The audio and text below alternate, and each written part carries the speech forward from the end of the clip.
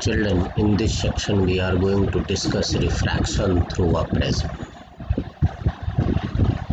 As we know, prism is a portion of a transparent medium bounded by two plane faces inclined to each other at a suitable angle. That angle is called angle of prism.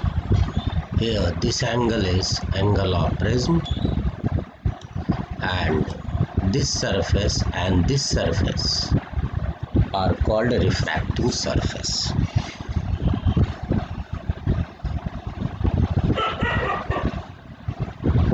Let a prism ABC, whose angle of prism is A and its refractive index is N, and light incident on it, N1 and N2 are two normals. Then here angle I is angle of incidence and angle E is angle of emergence.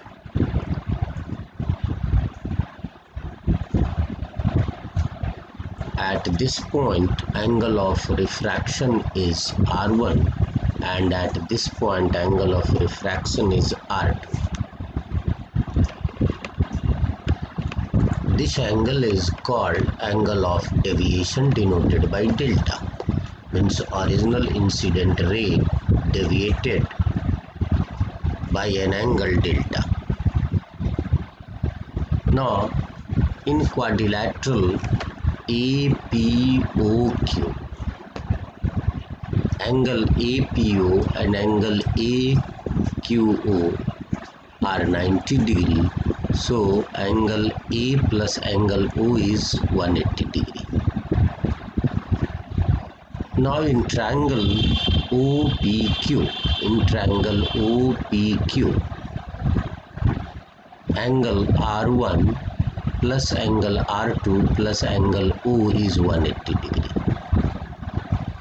Also in triangle DPQ, external angle delta is equal to I minus R1 and E minus R2.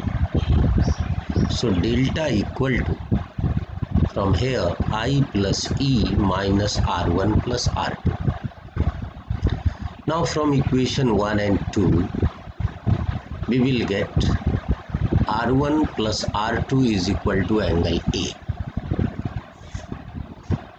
So now if we substitute the value of R1 plus R2 in 3, we will get delta equal to I plus E minus A.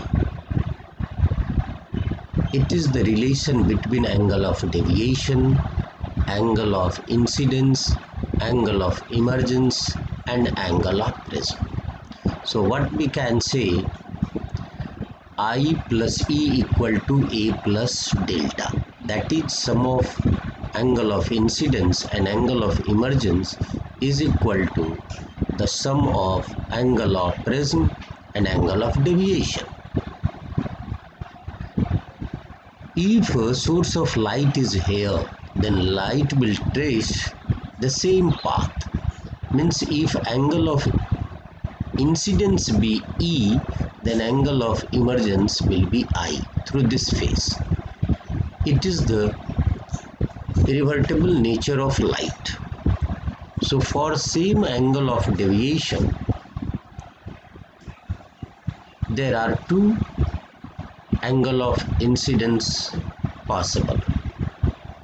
So if we plot a graph between angle of incidence and angle of deviation, we will get a parabolic curve. Now for the we use the Snell's law, n equal to sine I by sine R1. For a small angle, we can write n equal to I by R1 or I equal to nR1. Similarly, at the point Q, E equal to nR2. So, delta equal to n R1 plus R2 minus A.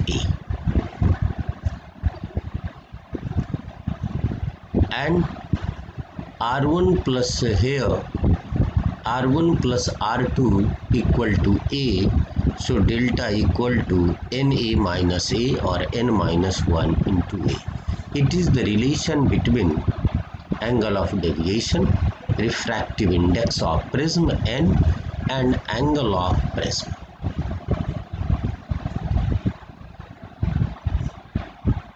Now the minimum deviation or prism formula. As just now we have seen I plus E equal to A plus delta.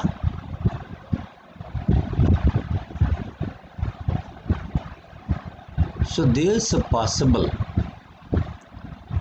that at a particular value of angle of incidence, the angle of deviation becomes a minimum. This is called angle of minimum deviation. Now at angle of minimum deviation, angle of incidence and angle of emergence are equal. So angle of refraction at the face P and Q will be also equal at this angle. So let R1 equal to R2 equal to R. Since R1 plus R2 equal to A, so 2R equal to A or R equal to A by 2.